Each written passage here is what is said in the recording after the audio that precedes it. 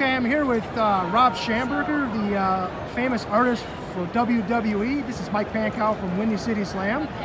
So, what brings you to C2E2, Rob?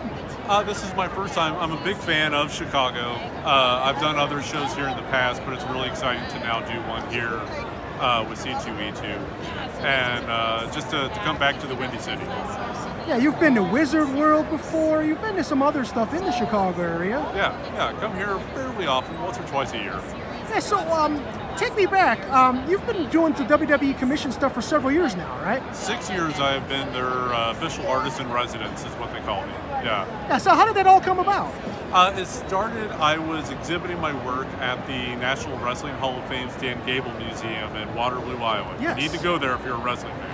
But I met Jerry Briscoe and Jim Ross there and stayed in touch with them.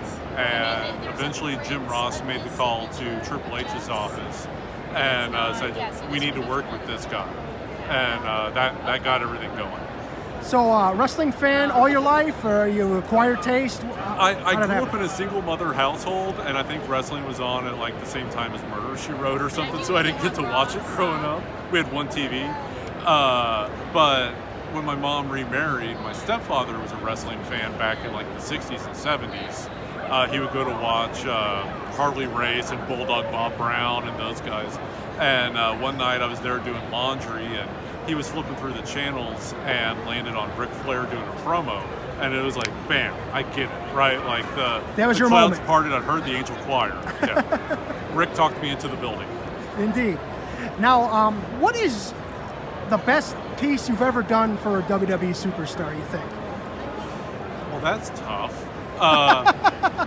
You know, it's like picking out a favorite child, right? Yeah. But I would say the one that's the dearest to my heart is I did a painting of the Ultimate Warrior with Connor the Crusher. Oh, okay. And it was done as a surprise for the Mahalik family before Connor got the very first Warrior Award, yes. And I was hiding out backstage at Hall of Fame and presented that to them after they gave their speech. And I was really happy with the painting itself, but the emotion around that, I don't know that anything will replace that in my heart by any means.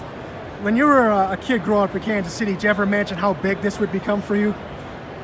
You know, like I was 7 years old and I got my first comic book, and that was where I was like, okay, I want to do this. I want to be the person that makes something like this, and that's where the whole desire to be an artist started. Obviously, I always planned for success. You know, I had it in my mind, I'm going to be the biggest artist in the world. But I didn't expect things to take off as fast as they did when I started with the wrestling art. And within about a year, I was able to quit my job and do this full time. And every day, the support that I get from the people that make that happen for me, I'm very fortunate. Yeah, currently in wrestling, who are some of your favorites? My current favorites, it's definitely, I would say, on the women's division with WWE. Becky Lynch, Charlotte Flair, the new WWE Tag Team Champions with Sasha Banks and Bayley. Yep. Everyone's killing it, you know, and NXT too. Like, I'm really excited to see the future of Mia Yim and Bianca Belair. It's going to be a huge star.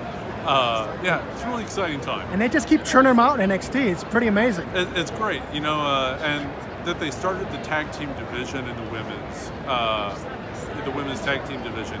It shows a commitment to the future of women's wrestling, because you need a lot of women to compete for that, right? Mm-hmm. And that's something that they can grow the women's side of things around, and I'm just really stoked about that. Yeah, on that now, what do you think the next step might be for that? Do you think maybe a weekly television show with the women? I don't, it breaks my heart. You know, like they keep saying like all these firsts for the women, right? We're looking at women going on last at WrestleMania this year, right? There's the potential for that. Mm-hmm. I don't think that it should be a separate show. I think that the fans should continue to dictate what they want, and I wouldn't be surprised that the next face of WWE might be a woman's face.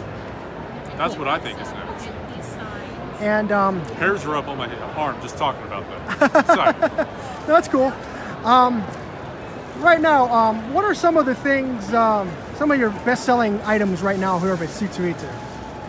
Here at C2E2 itself, it's been all over. There's a lot of people. I haven't done a show in Chicago in a couple of years, so it's a lot of just, oh, this is my favorite, this is my favorite. A recent Eddie Guerrero piece I did, very happy with. And getting a lot of interest in that.